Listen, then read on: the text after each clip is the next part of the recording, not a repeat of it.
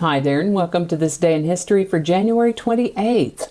January 28th is the 28th day of the year in the Gregorian calendar, with 337 days remaining until the end of the year, except for leap years, when there are 338 days remaining to the end of the year. Today's word is brevity. Brevity is a noun that means shortness or conciseness, the attribute of being short or fleeting. For example, if you give a report on agriculture in the Northern Hemisphere in 3 minutes, you have done it with incredible brevity. Brevity comes to us from the late 15th century from Old French brevet, from Latin brevitas, from brevis, brief. You can use brevity for things that are literally short, like the brevity of an elevator meeting, or the quality of fleetingness, like the brevity of youth.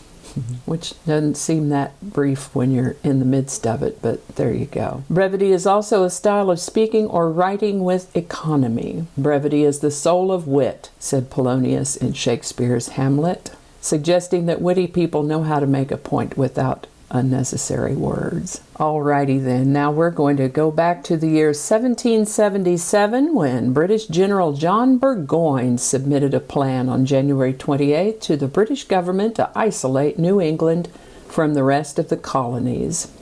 At first this plan seemed to work, but then it went south on him, and he ended up retreating and surrendering 6,000 men. This was actually a pivotal point for the success of the Patriots, because when the French heard about it, they said, "Oh yeah, we can get behind that," and agreed to recognize the independence of the United States. France's eventual support had a lot to do with the ultimate victory of the Patriots in forming the United States. Jane Austen's Pride and Prejudice was first published in the United Kingdom on January 28, 1813. This is the birthday of William Seward Burroughs I, born January 28, 1857. His dad was a mechanic, so he had the opportunity to work with machines growing up. He started working in a bank in 1882 when he was about 25, and a lot of what he did there was reviewing ledgers for errors. These ledgers may have looked something like this. Of course, nowadays we have calculators, most of us at our fingertips on our smartphones. But this was a good century plus before such as this would be available. There were some prototypical adding machines at the time, but those were apparently complex and difficult to use, and in the hands of the inexperienced, one could get insanely wrong answers with those devices. Clerical work was not favorable for Burroughs, and he left banking and moved from upstate New York to St. Louis, where the weather was warmer. He got a job in a machine shop, but his time in the bank had him thinking about an adding machine, or as he called it, a calculating machine. He worked one up and filed for his first patent in 1885, formed a company in 1886. Mr. Burroughs died in 1898 at the age of 41, and after his death, his business partner renamed the company the Burroughs Adding Machine Company.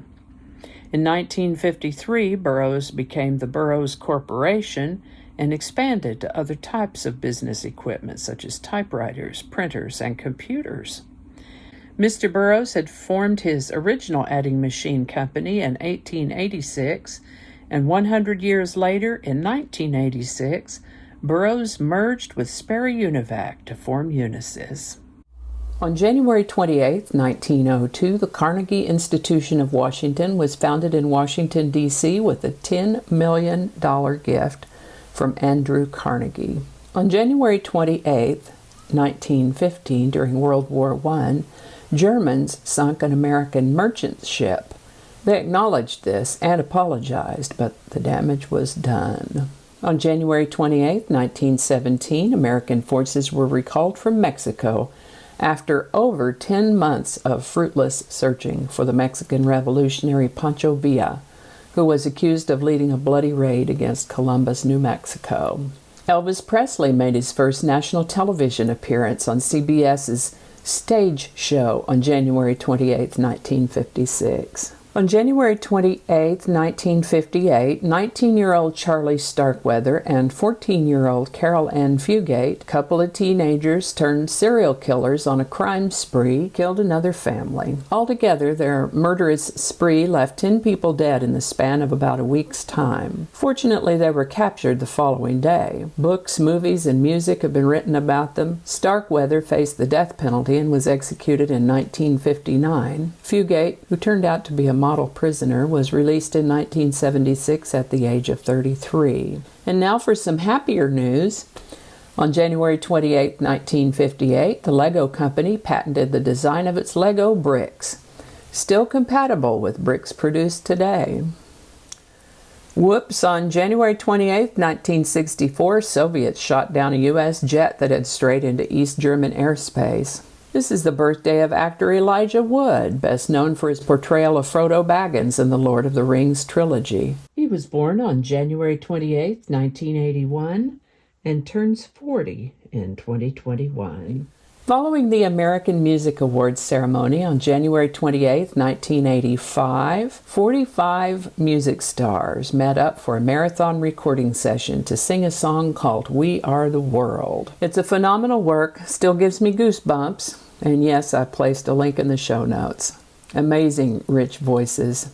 As I said, I've placed a link in the show notes, so take a look and see how many of the artists you can name. I recognized most of them back then, and again now. They raised more than $60 million for African famine relief. On January 28, 1986, the Space Shuttle Challenger took off from Cape Canaveral, Florida, carrying 5 NASA astronauts, 1 payload specialist, and 1 civilian school teacher. It was to be a historic flight, and in fact it was, but not in the way anyone had planned. A little over a minute, about 73 seconds after the liftoff, the spacecraft essentially disintegrated in an explosion, in the first major shuttle accident in which there were no survivors. And I think that's enough for today. As always, links to my research are included in the show notes. Thanks for watching. Give it a thumbs up if you enjoyed this video. Consider subscribing if you haven't already. Let me know your thoughts in the comments section and share this with others. While you're here, check out my other channel, 8 Susquehanna, link in the show notes. Thanks again, and I'll see you next time. Alrighty. Let's read that again. Neighbors. Let's try something different here. That might not make it into the video, we'll see. Okay, let's try that again. Not too salty though. Gotta be just right. No, it's not. Okay, hold on. That's not a nice way to say it.